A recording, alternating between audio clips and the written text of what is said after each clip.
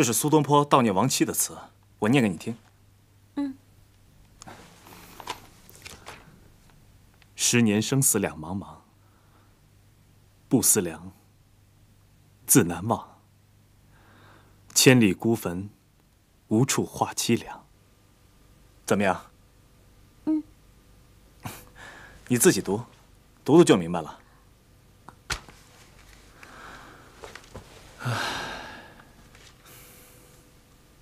让人伤心，又让人心生暖意，真是神来之笔，写得太妙了。哎，读啊！你怎么？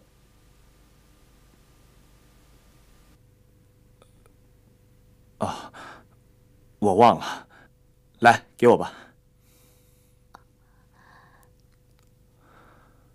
10年生死两茫茫，不思量，自难忘。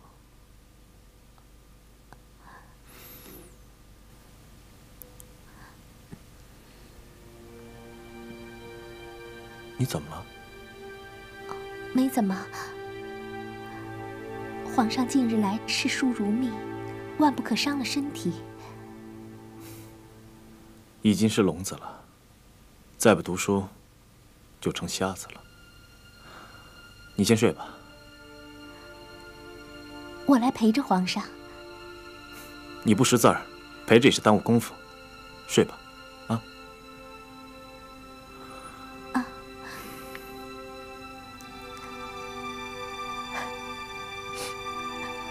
你哭了？没有。好好的，怎么说哭就哭了呢？皇上读书总要读到后半夜，日子久了，怎么受得了？我喜欢读夜书，读到后半夜，往往神思全有，让人忘了一切不快之事。这是高兴的事儿，你何必为此难过呢？奴才是为自己难过。皇上读到的妙处，奴才永世也读不懂，不能陪着皇上高兴。奴才怕是碍着皇上的事儿了。别想那么多，你读不懂，我讲给你听，不就懂了吗？来，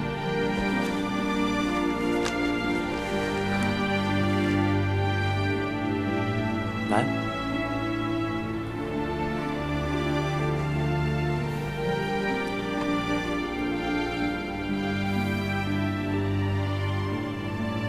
不懂的地方太多了，谁来指点我们呢？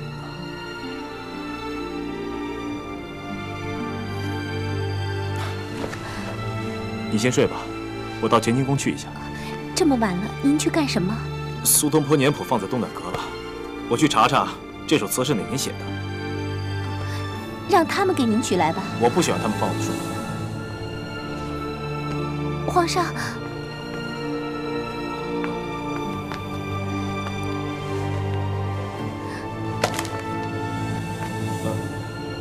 你先睡吧。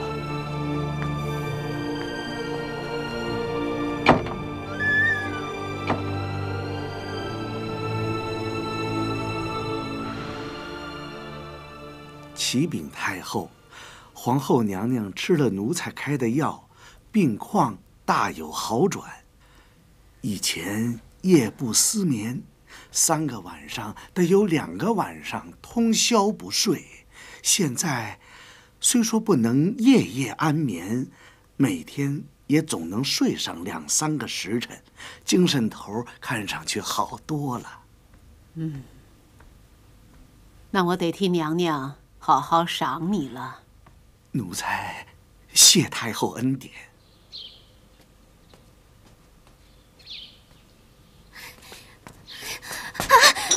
哎呦，你看着点儿！大乐公公，不好了，锦贵人的。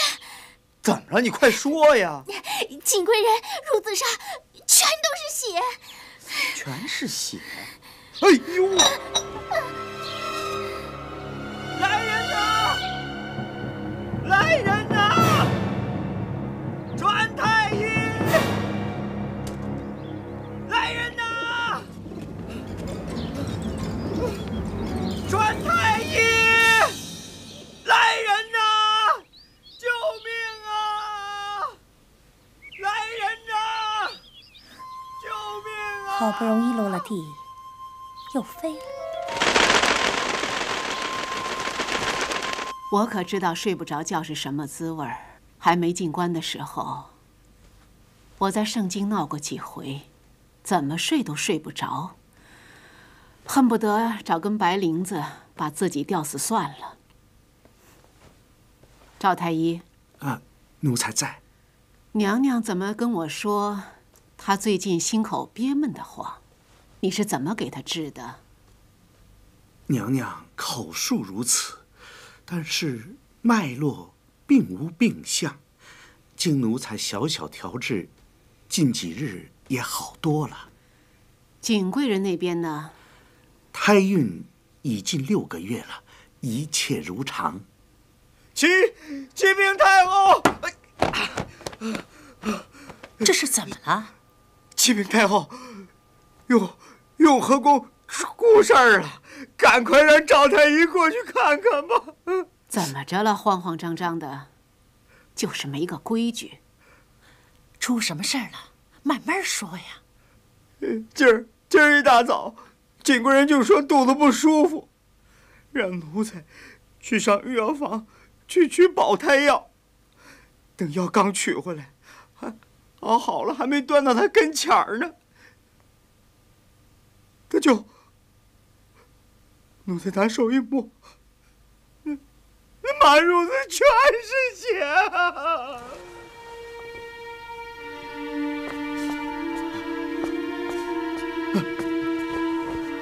赵太医啊，金贵人，金贵人。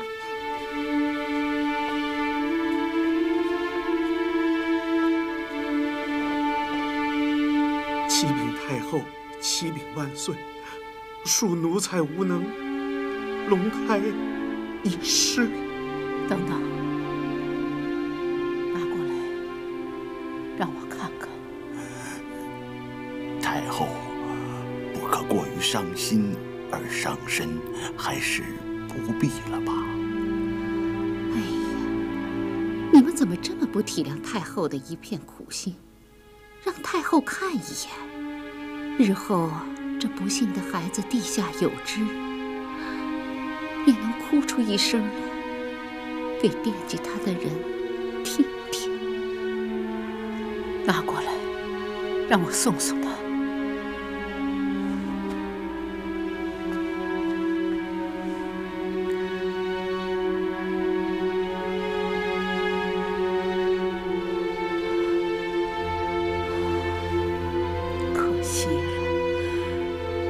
真是个龙胎，没什么可惜的。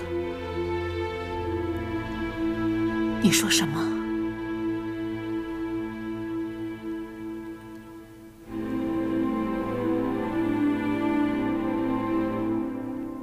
这不正随了你们的愿吗？没什么可惜的。你告诉额娘，这随了谁的愿？不知道随了谁的愿，他们自己知道。死吧，死吧，让他一块死，死了你们也就都干净了。福临，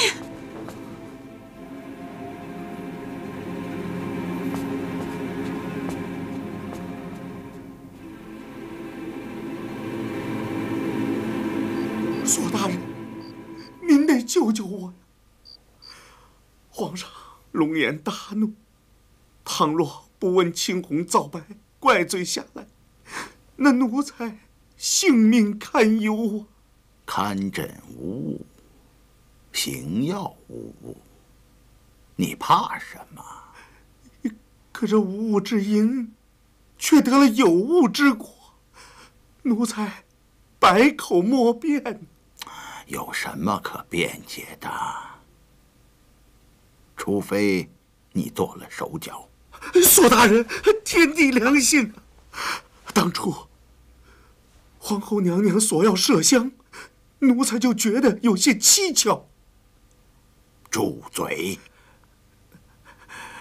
奴才虽然不敢妄断，却害怕横生枝节，故此没有答应他。这一层要害，您最清楚。索大人，您得护着奴才的清白，您不救我，谁救我呀？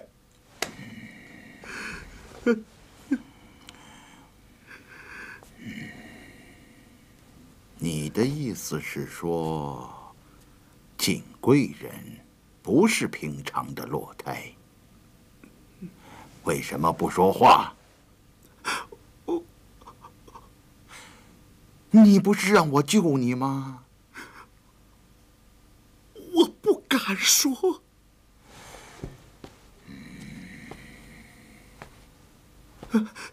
却不能不说。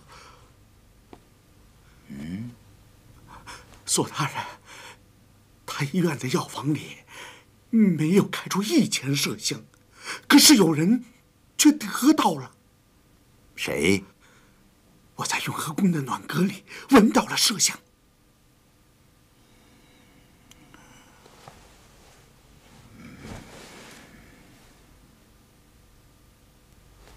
此话怎讲？前几次出诊，只以为暖阁里弥漫着藏香之气，不以为怪。落胎之后，发现景贵人是气溃血泄，才知道不对了。在藏香的掩映之下，四处弥散的是伤胎之气，手段老辣之极。藏香乃娘娘所赠。哎。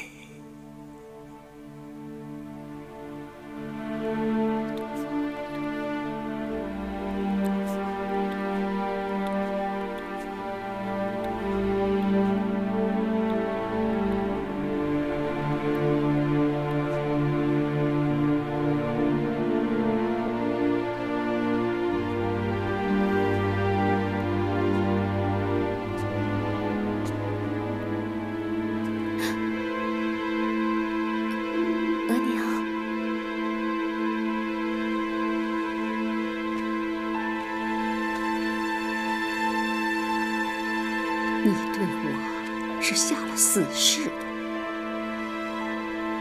你为什么背了誓？您在说什么呀？你答应过我，你的东西你自己用，可是你鬼迷心窍。额娘，孩儿做错了什么，让您生这么大的气呀？啊？问你自己。还是您告诉我吧。孩儿真的是不明白。胸口憋闷，彻夜无眠，要憋死了。我怎么那么轻易就信了你的话？我好心好意地联系你，帮你的忙，是想治好你的病。你呢，置别人于万劫不复之地，你对得起谁呀？额娘，孩儿真的是不明白呀，怎么越听越听不懂了呢？你瞒得了别人，瞒不了我。我的话，你要是听不懂，我也没办法。可是你得知道，你听不懂，有人能听懂。逼急了，我拉着你找他说去。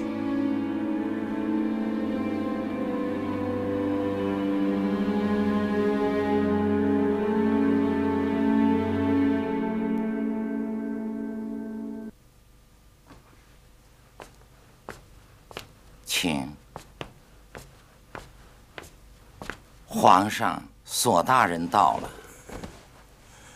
微臣索尼给皇上请安。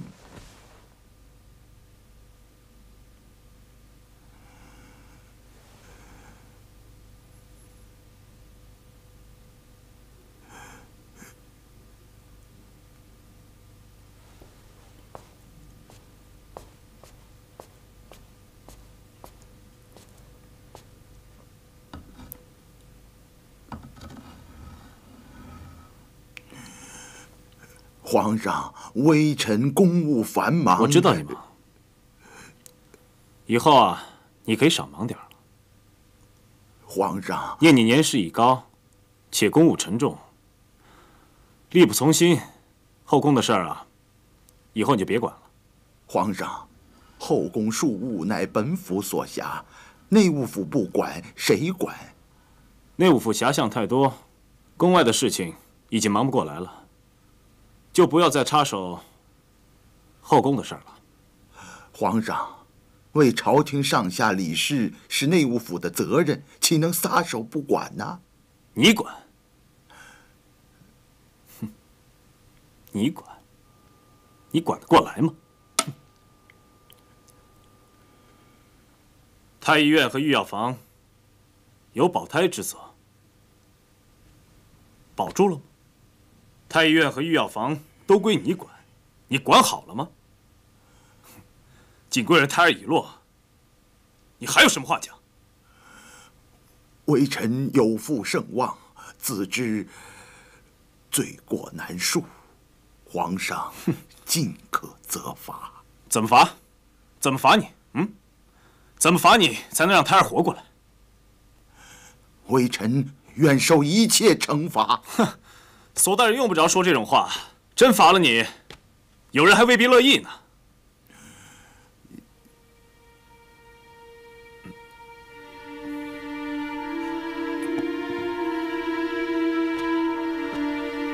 皇上，请用茶。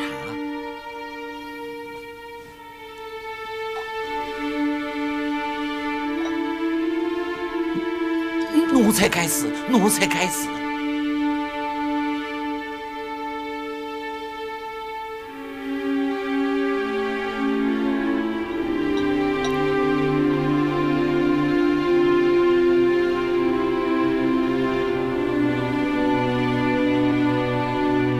胳膊不要伸太长，手该缩回来就缩回来。内务府那些杂七杂八的事情，交给无良府了。景贵人落胎的事，也不能全怪内务府。远的不说，安郡王乐乐的福晋那拉氏落了几回胎了。哈，这世上坐不住胎的女人有的是，都怪别人行吗？儿臣明白，花庶子自己的命不济，怪不着别人。你心里要真明白就好了。既然怪不着别人，为什么削了内务府的权柄？内务府宫里宫外管辖的事情太多，难免顾此失彼。儿臣一直打算想个两全其美的办法。这次削权也是无奈之举，是早就想好了的。明眼人可看得明白，都说你是逮着机会报复呢。纯属小人之见。我报复谁了？有人说是报复索尼大人，还有人说你是在报复我。岂有此理！其实啊，别人嚼舌头，就让他们爱怎么嚼就怎么嚼去吧，咱娘俩甭管他们。挑拨之言不足为训。不管你为了什么，不管你为什么削了内务府的权，就是为这事儿你砍了谁的头，额娘也不多讲一句话。可是你把宫墙里的事情全交给一个太监，你倒放心了。可里里外外数不尽的人，却放不下这颗心来。我身边的人，我自己最明白，用不着他们担心。记得汉人的话怎么说来着？儿臣知道。他们说：“不识庐山真面目，只缘身在此山中。”无良府是个听话的奴才，可是明朝毁在什么人的手里，你应该知道。儿臣知道。你知道什么？宦官误国。哼，这种话听了足有100遍了，耳朵都起茧子了。耳朵起茧子，眼睛也瞎了。这明朝的覆辙就在你眼前摆着，你硬是往上踩，怎么拉也拉不住。你这不是瞎了又是什么？你好好坐下来，数数自己的脚印儿吧。皇上啊，太后也是一心为您好啊。我知道。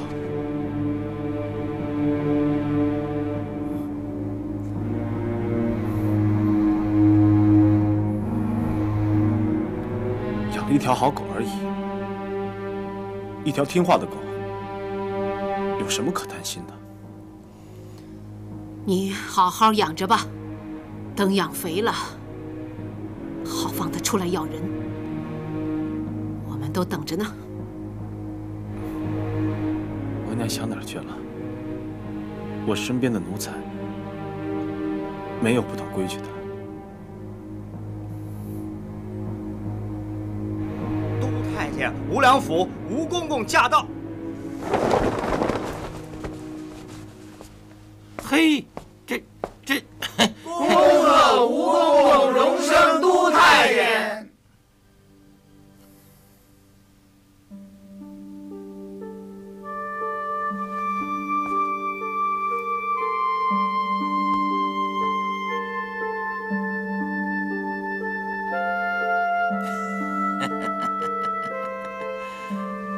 干什么呀？啊？你们今儿是要干什么呀？啊？遮我的寿啊！起来，起来，都起来！啊！起来吧。爹，啊，今儿是咱们大喜的日子，别看是我一个人坐在这儿，可扬眉吐气的是咱们大家伙儿啊！啊！我早就说过，自打咱们让人家给删干净了，咱们就不是人了，是老天爷放在天子脚下的一件东西。可话又说回来了，哼，就是宫墙上的一块砖头，也知道冷，知道热呀。知道高，知道矮呀。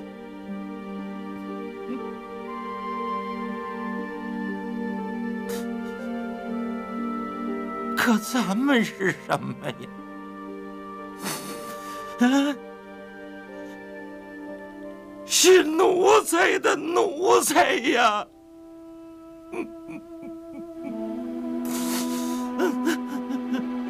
受了多少饥，受了多少罪，才熬到今天呐！我他妈容易吗？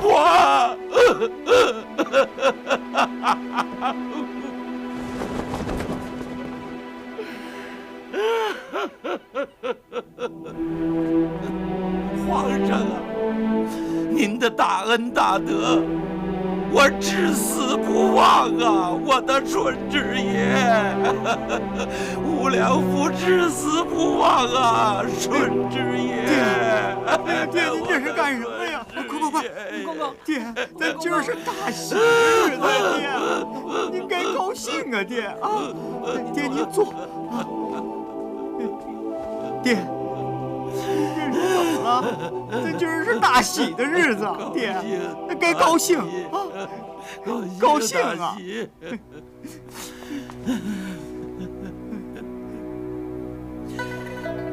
你们也别忘了皇上的大恩大德，咱们就是皇上养的一群畜生，任着他骑，任着他揍，任着他宰。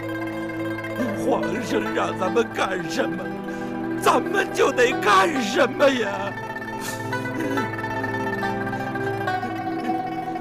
皇上说要咱们的皮，二话别说，立马剥下来，叠好了，递给他。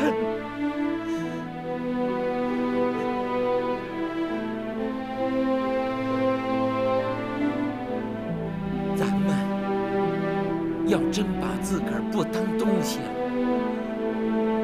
不起每天还就真成了正经东西了。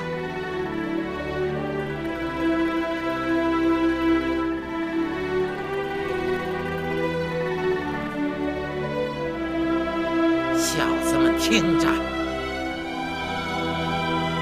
都醒着点儿，给我好好的伺候着。果真是坤宁宫的出处。千真万确。天哪！既然早起了疑心，为什么不早点禀报啊？如此重大事情，纵有疑心，岂敢随意张口啊？微臣私心以为，皇后即便妒心沉重，终做不出如此莽撞险辣之事。臣到现在还不敢相信呢。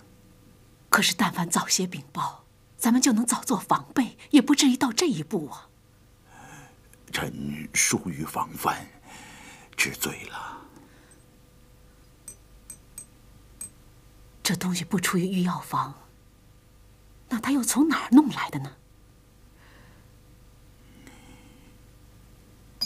想也能想出来吧？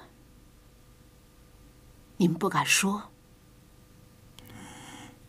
能答您这一问的，只有一人。谁？皇后。索大人。奴才在。上回说的后宫那档子事，我现在是无能为力了。你按皇上说的办吧。我早就说他怪不着内务府，现在应了我的话，他怪谁也怪不着你索大人。可是皇上是铁了心了，我的话他一句也听不进去。您就依了他，把后宫的苦差事扔了。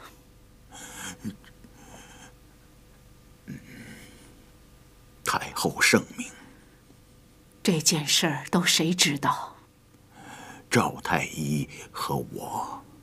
很好，都是可靠人。索大人，臣在。这件事儿，当着你我的面儿，把他埋了。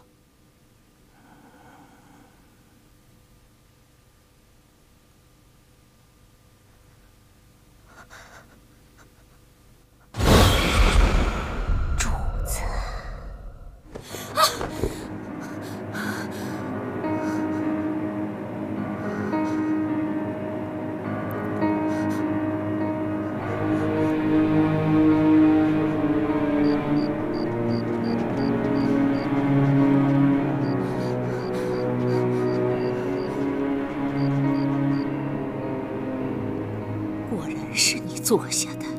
孩儿一时糊涂，可是我不听。额娘，你得听我说哎。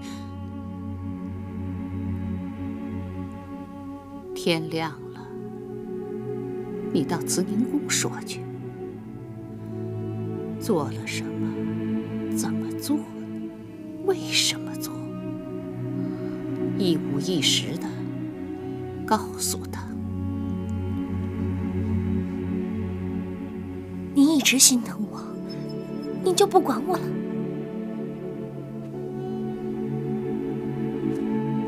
你管我了吗？我的一番好意，让你拿去搞鬼了，你自己要往井里跳，还想把我也给拖下去？我再怎么疼你，也没打算让你报答我，可也容不得你这么害我。额娘，你得救救我！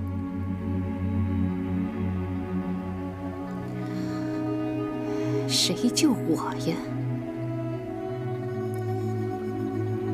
就算花树子是个下贱的东西，不配爬到这个位置上来，可也犯不上你下手惩罚他。退一万步说，你眼里容不下他，非得害了他。可你也不能害了孩子啊！让一个下贱的人整天踩在头上，我咽不下这口气呀。现在你气顺了，气顺了你还睡不着觉，半夜里爬起来哭丧。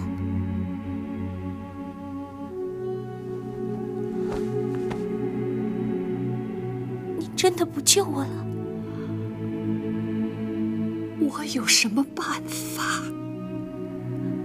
额娘，你想想，不管是您去说还是我去说，你想过孩儿的下场吗？太后知道了，接着皇上知道了，再接着满朝文武都知道了，孩儿就是死了，也是死无葬身之地呀，额娘。知道有这个下场，你还去作孽？您别再责怪我了，花树子是自作自受的。额娘，我只求您一件事儿，别告诉太后，千万不要告诉她。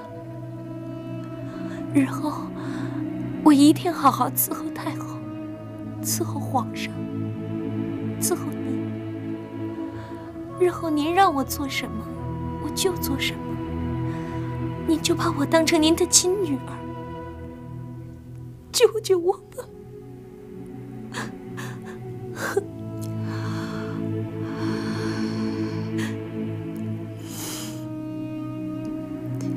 傻孩子，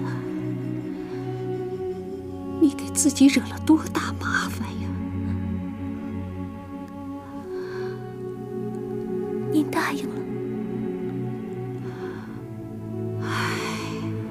小可怜儿，你以为额娘真的会见死不救吗？为了你冒这个险，值得。额娘，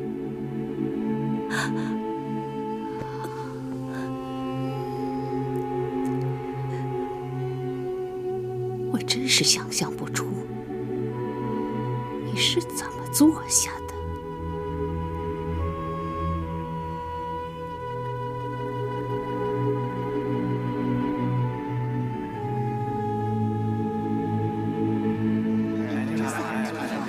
这买10块，找过去吧。算了，不要了。您随便看看。哎，小姐，我们小姐的礼裙拾掇好了吗？拾掇好了，给我们取出来啊！得嘞，我上后边给您看看去啊。稍等，上场。哎呦，童夫人，不瞒您说，我给那皇亲国戚做的衣裳啊，这数都数不清，甭说是大姑娘小媳妇了，养眼的好身条见得多了。可是像您闺女这么腰腿顺溜的，还真是头一回见呐。哎呀，瞧啊，这嫩蘑菇肩膀头，瞧这杨柳小蛮腰，再穿上我这衣裳，谁看见了谁不傻眼呐？我看了都傻眼。夫人，您说皇上他能看着不傻眼吗？哎呀，这老板娘啊，可真会说话。得嘞，就照这个样子再做2身。明白您的意思了。这怎么样？照我说呀，甭做多了，做多了这就不新鲜了。咱们来个春夏秋冬，一季一身，怎么样？你看怎么样？行，就照你说的办吧。好不好看呢？小姐，这不好看，不好看。是谁说这裙子不好看呢？小姐，夫人，我们没说这裙子不好看。我只是觉得这裙子的下摆是不是有点长了？不长啊，要是再短，那就盖不住脚面了。童夫人，您看，这一点儿都不长。您瞧，前摆不长，您注意后摆。这站着没事儿，一走起路来，怕就会拖地了。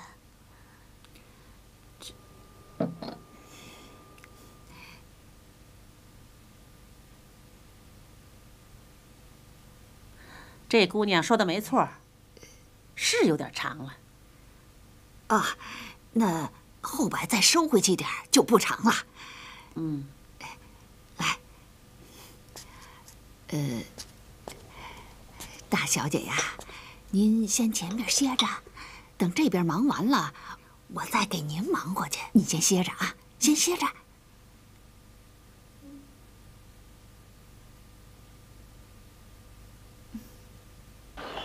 额娘，您今天不是想告诉我一件事情吗？到底什么事情啊？非得到这种地方来说？陪额娘出来散散心，你也不高兴啊？没有，来，额娘。额娘带你到这儿来呀，是想让你看一位姑娘。姑娘？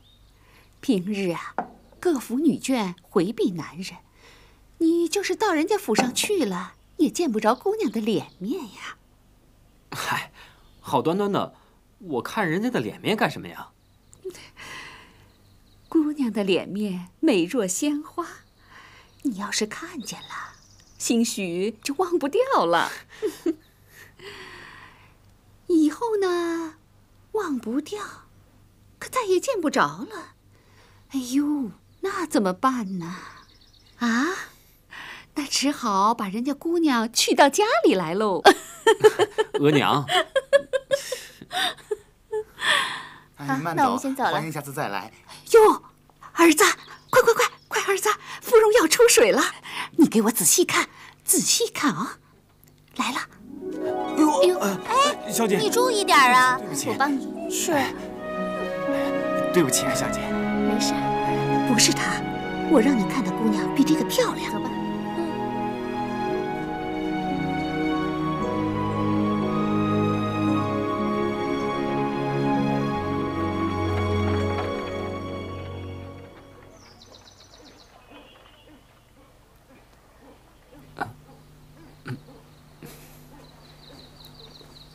怎么了，儿子？啊？啊，没怎么。街上有个耍蛇的，刚刚过去。额娘知道你不喜欢俗人俗事儿，更不喜欢那些撒娇卖嗲的姑娘。可待会儿这个女孩子啊，跟你以前见过的贵族小姐大不相同。哎呀，相貌出众不必说了，最可爱的是她懂规矩，懂事儿。唉，这在奢华浮靡的年月，真是难能可贵呀！哎呦，儿子，快，来了！你看，真来了！你看，怎么样？额娘没诓你吧？他父亲啊是佟图赖，汉军镶白旗的都统，正一品的武官；母亲呢是正亲王的亲外甥女儿。这就是佟夫人。俗话说得好啊，人的笑容啊有多可爱，心地就有多好。你瞧这姑娘笑得多甜呢，人品啊全写在脸上了。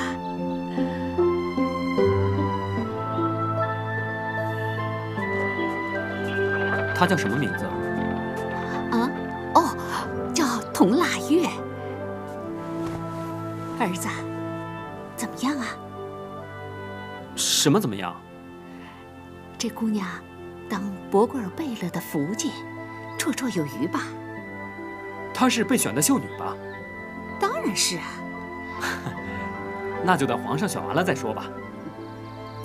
你管他选不选？我先问你看上了没有？皇上还没选，咱们看上了又有什么用啊？别跟我说这种丧气话。府里选不选，碍你什么事儿啊？马不想骑了，扔给你，你骑；女人不想要了，踢出来，你要，你就只配捡人家的剩货啊！您何必这样说呢？处处都要看人家的脸色，你自己的喜好呢？我喜欢有什么用啊？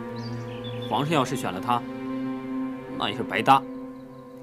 儿子，只要你喜欢，额娘可以让他进不了宫。我让他前2轮啊就刷下来。何必呢？不管你怎么想，我已经跟郑王府打过招呼了。我看上了他们家的外甥孙女儿，佟腊月呀，是我们家伯贵儿的了。既然您这么说，你何必领着我来看他？又何必问我喜不喜欢他？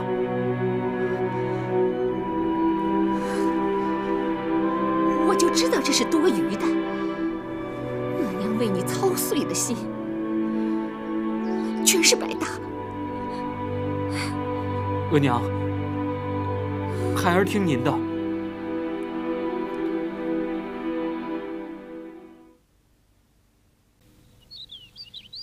索尼被削了职权，你周围的少壮们怎么看？皇上是声东击西，表面上是对付索老爷子，暗地里是冲着太后去的。哦，此前皇上派鳌拜到江南督察军务，众人都觉得奇怪，其实已经露出了苗头。此话怎讲？大家都知道，太后身边有2条狗，一条爱叫唤，冲着谁都汪汪；一条不爱叫唤，伸长了鼻子，到处嗅来嗅去。说你想说的意思。支走了鳌拜，好比砍掉了太后的一只胳膊；踢开了索尼，好比剁掉了太后的一条腿。皇上已经不是以前的那个皇上了。那你说，这是喜呢，还是忧啊？喜大于忧。快来呀！我在这里好啊！索尼的铁面一撤，有些事情说不定就好办多了。至少像选秀女这种事，转圜的余地要大一些。不会让大家一天到晚心中无数。鼠目寸光，你们也不动脑子想一想，这宦官掌握了太大的权柄，一旦干政乱政，朝廷就断了脊梁，还喜大于忧，岂有此理！宦官干政，别说皇上不答应，就是他答应了，宗室子弟们也不是吃干饭的。腊月啊，来呀！腊月啊，来呀！腊月，没规矩。走吧，走吧。瞧你，闹着闹着就没样了。在舅爷家里做客，还这么没规矩，你还想进宫呢？站直了，跟你说过多少次了？这走路啊，不能一步一步走，要半步半步往前走，从脚后跟儿往脚尖儿撵。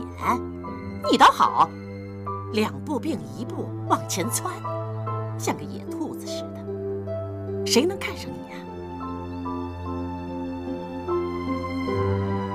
古人论画惯讲6法，依我看，6法之中最要紧的是气韵，气韵不足，则不论比例如何娴熟，终究成不了大器。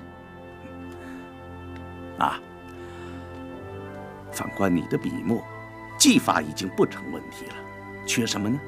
啊，你来看，笔锋俊俏，却失之枯涩，在气韵上过于板滞了。啊，吕师傅，我们小姐画的够好的了，您怎么老是不满意呀？蓉妞，燕雀焉知鸿鹄之志？如果是阔小姐作画消闲，也用不着我来多费口舌，你们小姐也就用不着如此积年累月的用功了。啊，接着画吧。师傅，学生也知道气韵要紧，只是捕捉起来似有若无，让人懊恼。啊，要静下心来，哪怕有天大的事情在等着你，你也要先静下心来，把手边的事情处置周全。这头牛还缺2条腿，想办法快点让它跑起来吧。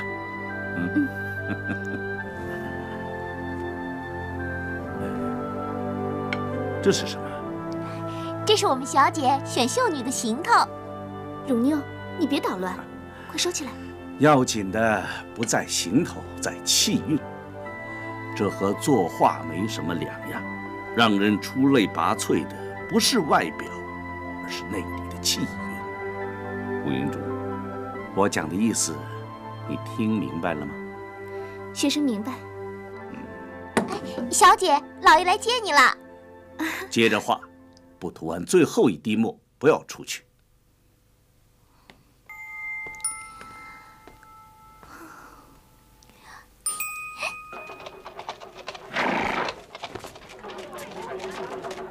你在这儿等着。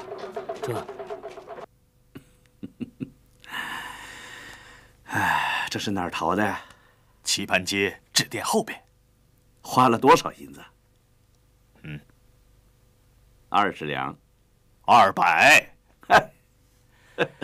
那个穷书生说，这可是宋朝靖康年间的课本呐，不会有差错吧？自从被皇上降了职，你是越来越有眼无珠了。啊，出手不下10次了吧？你可淘到过一函真玩意儿吗？假的，出宣武门往南道边上，几十个铜钱就能换一大摞回来。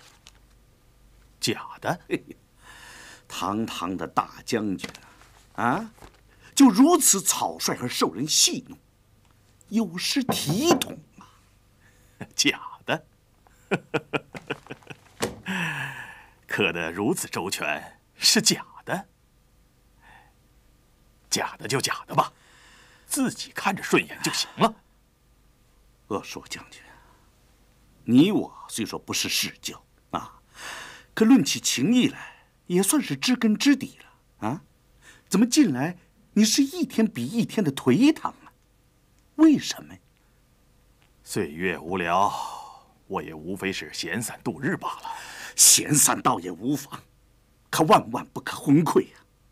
你再这么浑浑噩噩的混日子，恕我直言呐，你可对不起乌云珠，对不起这有远大前程的孩子啊！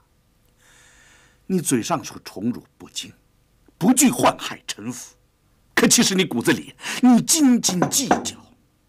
见为左领又能怎么样啊？啊，你是翻山越岭的人呐，怎么摔了个小小的跟头，就万念俱灰了呢？如果是作战有失，或是我鄂硕贪赃枉法，受此责罚也就罢了。唉，总不至于沦为世人的笑柄啊！又来了，又来了！你什么时候能从这口井里爬出来呀？宠辱不惊，那可是高人所为，我做不到。你行吗？啊？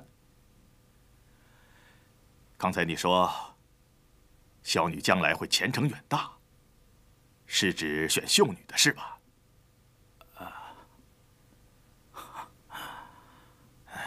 你知道别人怎么说？他们说，只要小女给选到宫里去，我就是被皇上贬为庶民了，也能咸鱼翻身，重获出头之日。哎，志远兄，吕老板，你是不是也有这个意思啊？你别小看了别人，也别小看了你自己。说得好，谁也别小看了自己。我一直有一番心思想告诉你，可一直没有机会。今天我都讲给你听，你可要助我一臂之力呀！是哪样心思啊？小女，吕师傅，阿玛。好。吕师傅，画完了。哦，来。吕师傅，哎，阿玛，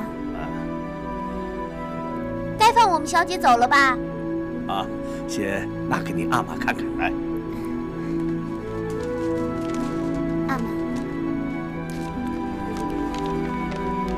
老爷，小姐画的多好啊！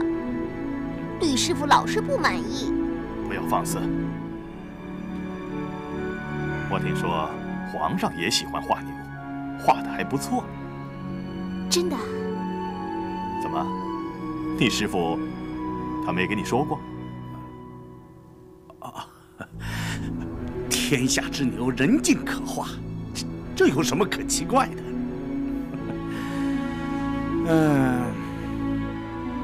气运不佳，是头死牛。去，再补画一幅来啊！用心画，要用心。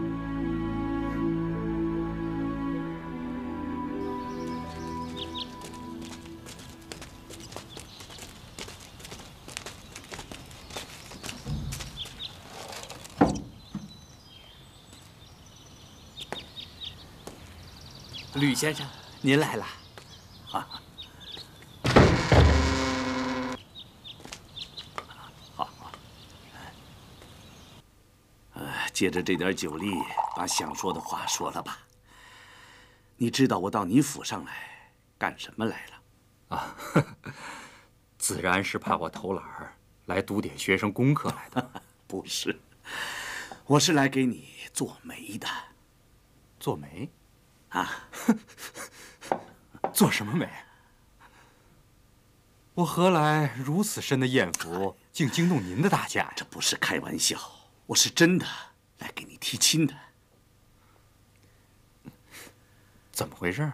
受阿硕将军之托，我现在郑重相告，他想把女儿许配给你。谁？谁？不是您说谁？乌云珠啊！开什么玩笑？他想让宝贝丫头做安郡王的侧福晋。胡闹嘛！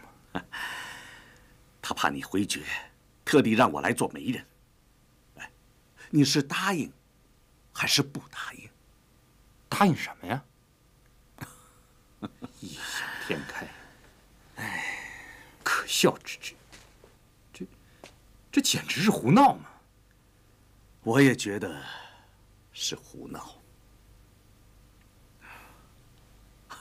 坐下，先饮了这杯酒。来，师傅，我和他在您这儿一直是以师兄师妹相称，不足为怪。这多少有些打趣的意思。你也知道，我和他长幼悬殊，我可一直拿他当小孩看呢。到底是因为什么事情，让鄂硕将军动了如此荒唐的念头？啊，不管怎么说，还请师傅帮我回绝了这件事情。唉，鄂硕的苦心，常人难知啊。安王府近几次落胎，是你今年不能得子，他是想成全了你，此其一。京城贵族子弟大都骄奢淫逸，声色犬马，妻妾成群，难见像安王这样敦厚清洁之人。他是想为女儿找一个终身的依靠，此其二。最后，也是最要紧的。啊，师傅，但讲无妨。好，皇宫不日将遴选秀女，一旦被选中进入后宫，虽说有享不尽的荣华富贵，却是伴君如伴虎，一言一行稍有不慎，便会冷狱中年，生不如死。阿说不想让女儿落到这样的下场，此其三也。安郡王，你我不是外人，我把鄂硕的老底全都晾在这儿了，你意下如何呀？他是想以我的身份来挡一挡皇上，这是鄂硕的要害吧？在常人眼里，后宫阴冷莫测，也难怪他为女儿担心呢。在秀女的眼里边，深宫事办君侧，是梦寐以求的事情。难道吴云珠是个例外吗？鄂硕将军自以为是替女儿着想，只怕是一厢情愿吧。所谓可笑之至，就在这个地方。鄂硕将军自己糊涂不说，还要拉着我去出丑。师傅，难道你也想让我出这个丑吗？你的品性，我又一次领教了。以往果然没有看错了你。那我就是看错您了。我是爱不过鄂硕将军的真心相求啊。再说以私交而论，我倒乐意吴云珠嫁到你府上去。不过我与你所见略同啊。吴云珠这姑娘，确实心比天高啊。如果天随人愿，于国于人于己，也未尝不是一件好事啊！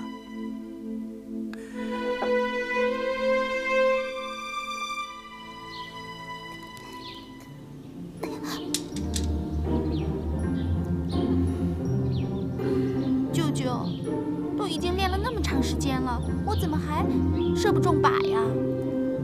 这是最软的弓了，还拢不中吗？你的胳膊一直在抖，连腰身也在抖，没射中自己的脚面就很不错了。来，大姐。舅舅，咱们歇会儿吧。再等等，练完了再歇。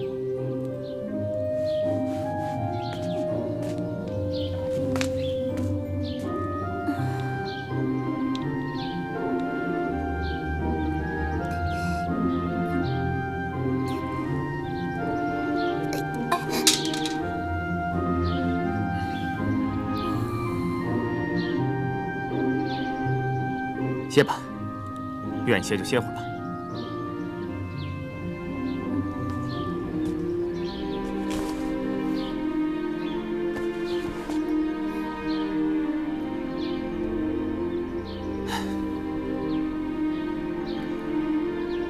记住舅舅跟你说的话，要想在帝王身边站住脚，光有女人的小把戏是远远不够的。因为你会的，别人都会。说不定比你来得更机巧。你得有自己的花样才行。皇上不仅喜欢琴棋书画，还喜欢打猎，喜欢骑射。你要早点练好本事，一旦随了他的心，再妖冶的女人也难以在你之上。舅舅的意思，你听明白了吗？舅舅，咱们接着练吧。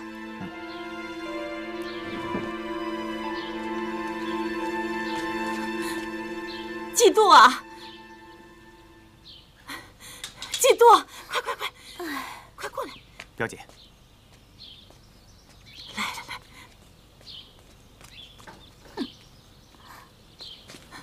季度啊，出大麻烦了！表姐，怎么了？刚才老爷子把我叫去，竟然跟我说，他说什么？太妃向郑王府提亲了，让把腊月嫁给他儿子。嫁给伯国儿？熬了多少日子，费了多少人的心血。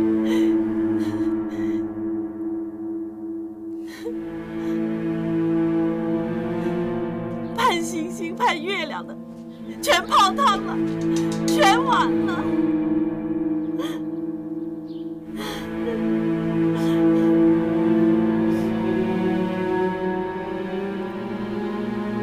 儿给父王请安。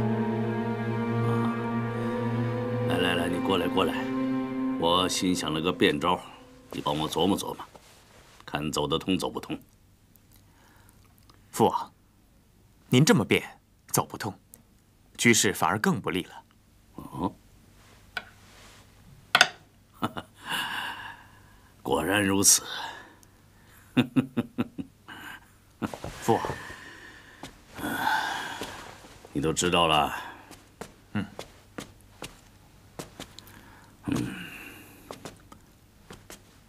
父王，太妃到底是什么意思啊？博古尔的贝勒府缺个福晋，太妃看上了你的外甥女儿。腊月是宫中备选的秀女，又是秀女中顶尖的人物，太妃不会不知道吧？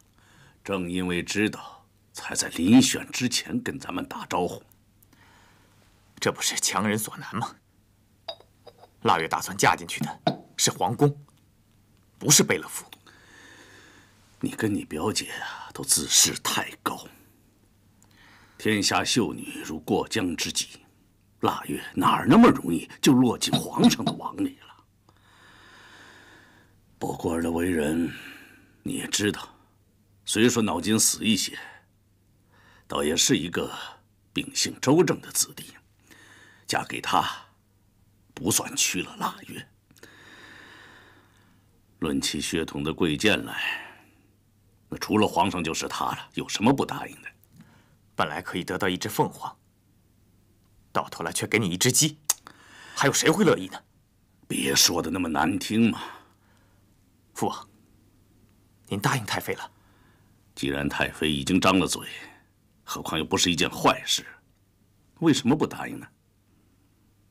按照老规矩，只有落选的秀女，他人才能染指。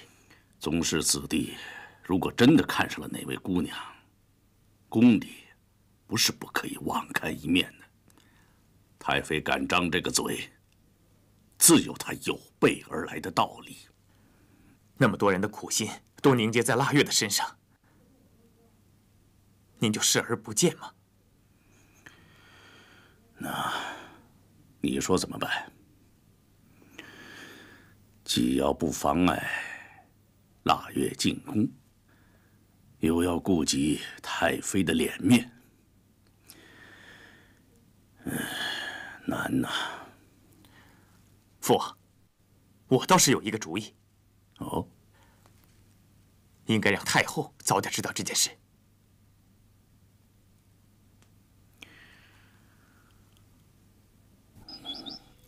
索大人，内务府的好多差事让无良府拿了去，您真的放心吗？哎，有什么不放心的？想做事的有事做了，想歇着的可以歇着了啊，各得其所，求之不得呀。请啊，好。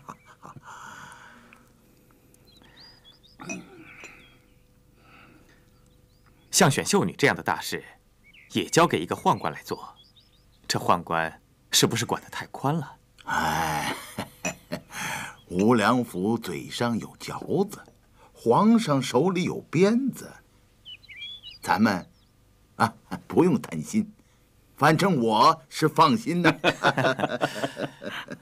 索大人，您还记得我那个外甥女儿吗？哦，记得，是老叔王的外甥孙女吧？哎呀，那可是国色天香、倾国倾城啊！索大人这么说，我可是把恭维话当成真的了。好事的人说，姑娘一只脚已经踏进紫禁城了。索大人，您看这个事情已经由别人来管了，索大人还要避嫌吗？即便明知道他2只脚都踏进紫禁城了，我这个嘴呀，也是不说啊。福祸难料啊！姑娘恐怕连半只脚都踏不进去了。此话怎讲？宫外有人看上了她。哦，有人捷足先登，为博古尔贝勒提亲了。谁呀？太妃。走。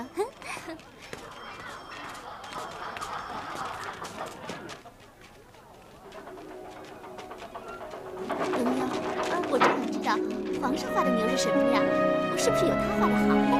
我敢说啊，你画的比他好。就你嘴甜。他下手是不是太早了点儿？姑娘当真那么出众吗？美艳绝伦呐！太妃眼力确实……眼力再好，他心不能不正。这冷不丁杀出来，怎么这是想打劫呀？太妃爱子心切，这也算情有可原吧。倘若不是顶尖的秀女，在皇上临选之前，宗室子弟们有所瞩目，当属人之常情。在盛京的时候有过老例，而且这儿不是盛京，老例就不能改一改了？你说，你接着说。臣也是这个意思。我在内务府惯往的经见，佟图赖的女儿品貌和举止确实非同一般。如果不经皇上遴选，一挥而去，臣只怕皇上跟女中翘楚，失之交臂呀。哼，您说的太悬了吧？人未必有你说的那么精致。索大人，你是看花了眼了，还是受了人家的贿了？岂敢，岂敢！天下美女，说少也少，说多也多。我不在乎一个半个的，不过规矩还是规矩，不能说破就破，更不能睁一只眼闭一只眼，让那些喜欢钻空子的人随心所欲。哦，太后所言正是要害之处。传我的懿旨，以内务府的名义颁布京师内外，凡备选的秀女，家不分贵贱，人不分雅俗，地不分远近，在宫廷遴选之前，不许许配人家，一律不准。微臣遵旨。选进去有什么不好？进了宫，做猫做狗也比给人家做小老婆强。你对这孩子一向不闻不问，现在怎么倒上心了？嘿，我好心好意，当落下不是吗？你说我怎么不闻不问了？是不给他吃了，还是不给他喝了？恶说，我以前是将军夫人，现在只是个左领的老婆，你对不起我。你爱把他塞给谁就塞给谁，从今以后我不管了。我自己的孩子我自己管。有本事你让他回杭州，让那死鬼护着他去。哎，你别让我再见到他！有本事你就别回来！嘿，你们愣着干什么？都快捡起来！快快快，捡起来呀！快捡呐，快点！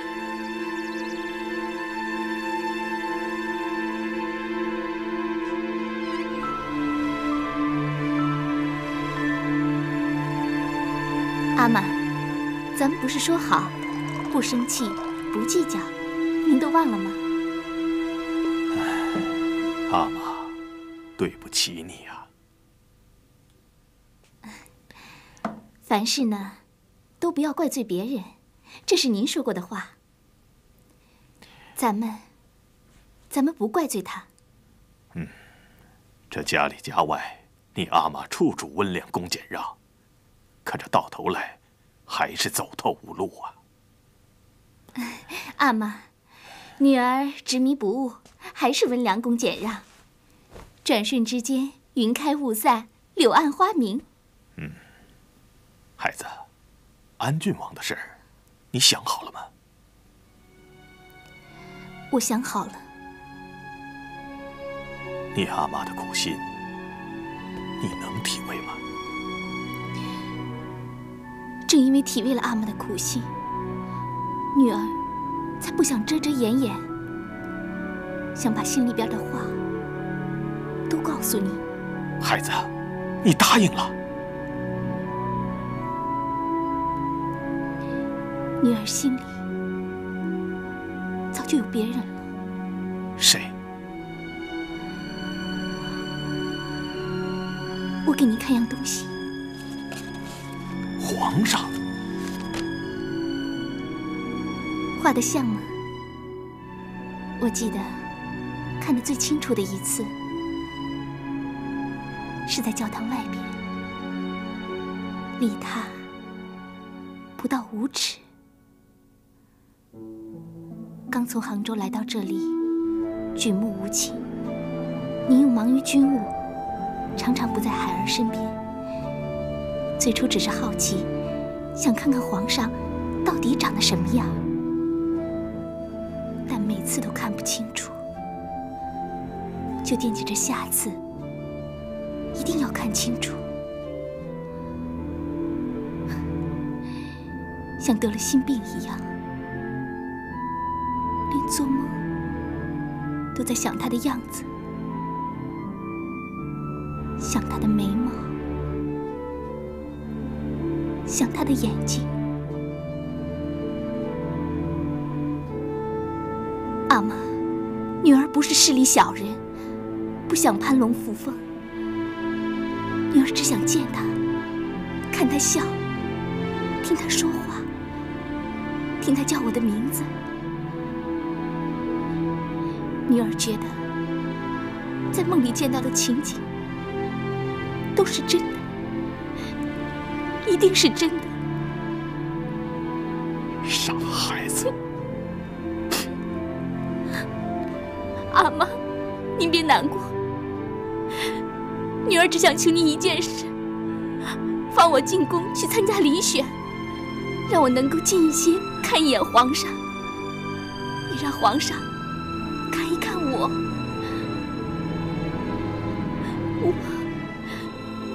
我想让皇上跟我说话。你心比天高，只怕命比纸薄啊！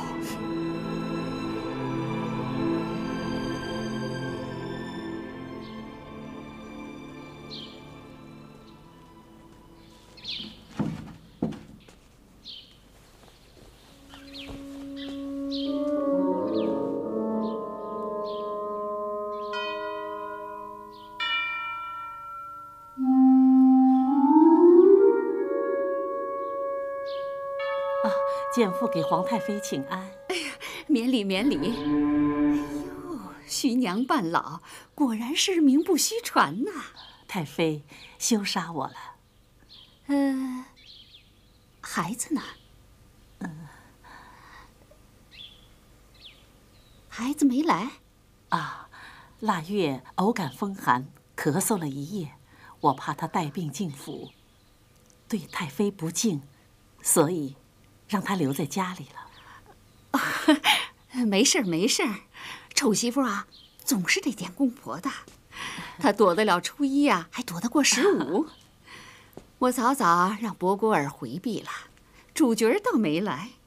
早知道这样啊，我就让博果尔到仪门之外接丈母娘去了。见父怕是难有这个福气了。童夫人，何出此言呢？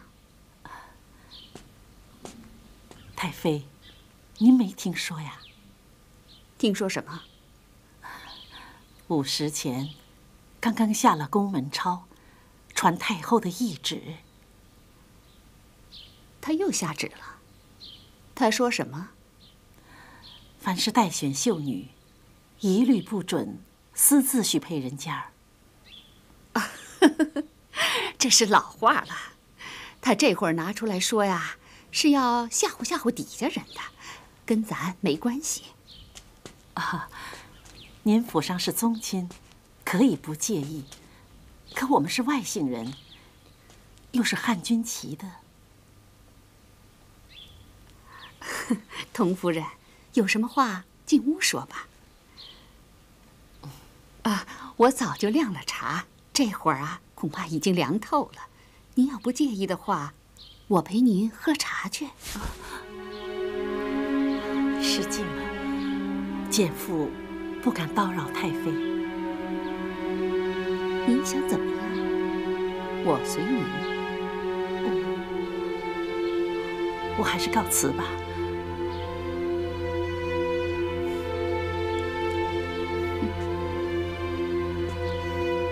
还没坐下就急着走，我看咱们俩有一个人不对了。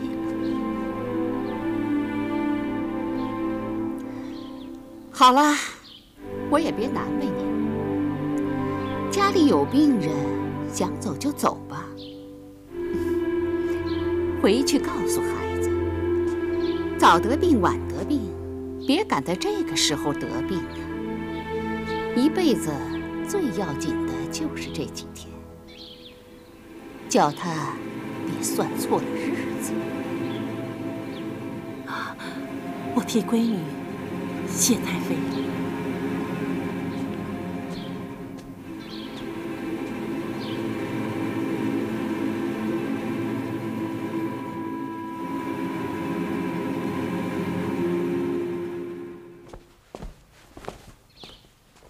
额娘，他们走了。走了，该来的根本就没来。这群势利眼，可算知道什么叫高下尊卑了。稍稍矮一点儿，他们就不乐意了。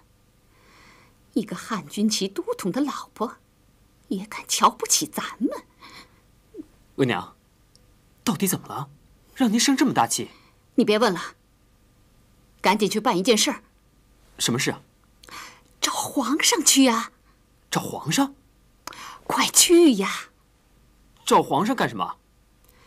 见了皇上，你就明明白白的告诉他，你在秀女这群蚂蚁里看上了一只，让他高抬贵手，把佟图赖的女儿留给你，就让他可怜可怜你啊！别什么东西都是人家剩下的。大金国是他的，天下美女都是他的，他不缺佟腊月这一个。额娘，你快去呀！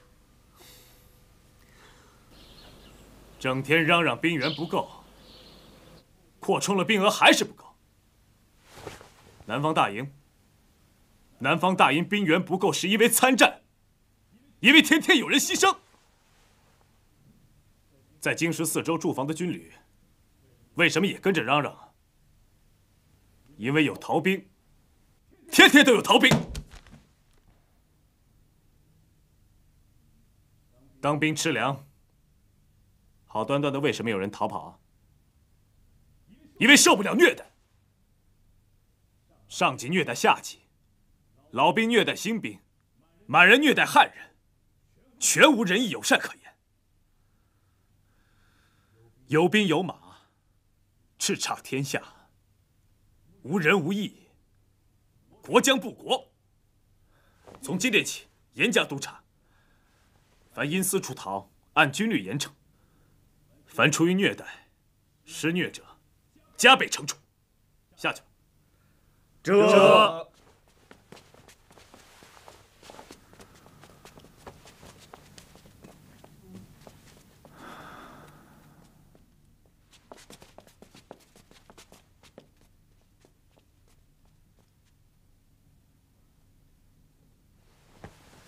你是谁呀？博果儿，你怎么跟他们在一块儿？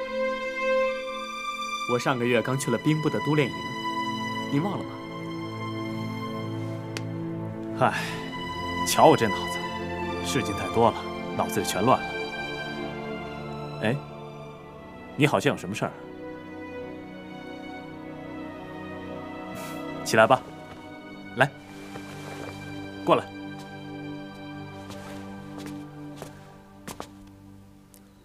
说吧，什么事儿？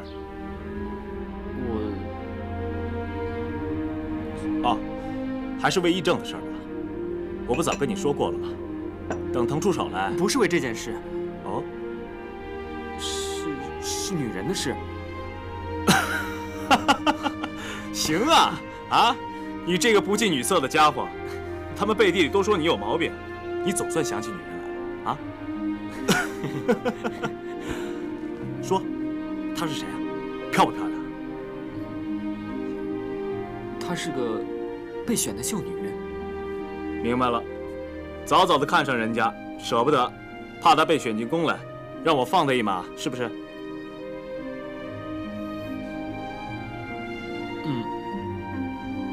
那可不成，万一是个闭月羞花之容，沉鱼落雁之貌，我还舍不得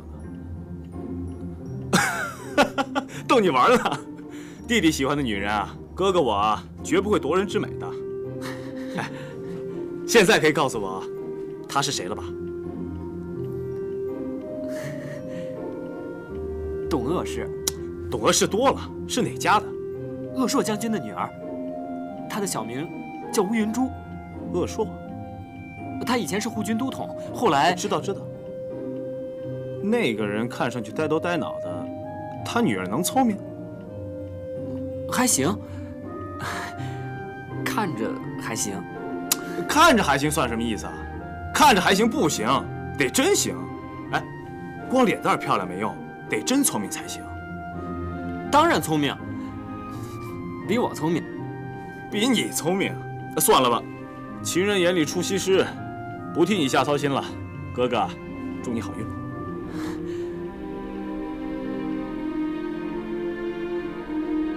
皇上，这事儿您答应了，那太后那边是给我选秀，我答应就是答应了。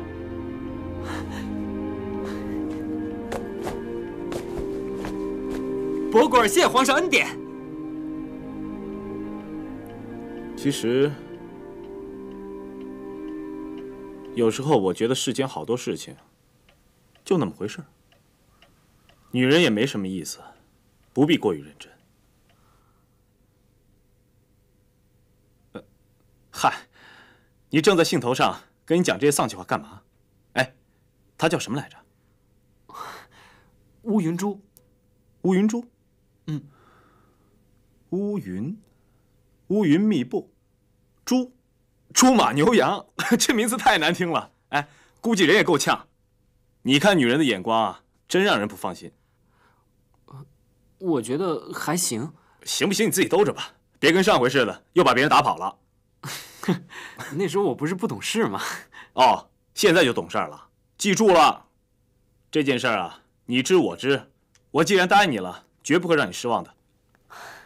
说真的，我一直觉得你的品性有点古怪，过于孤僻。现在身边有了相亲相爱的女人，希望你能变得比以前可爱些。走吧。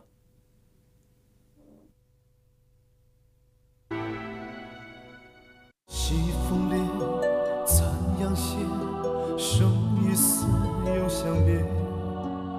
来去之间，重重叠叠，云中梦中不见天界。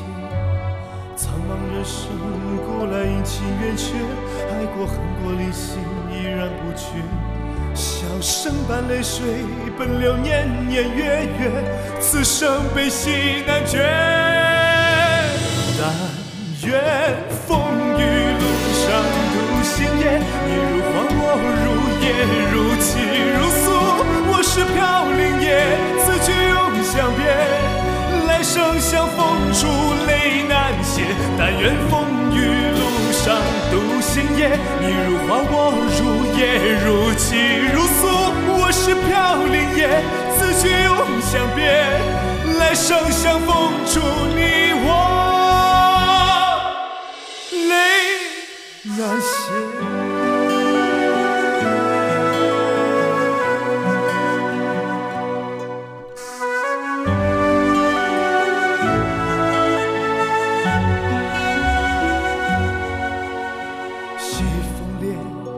残阳斜，生与死永相别。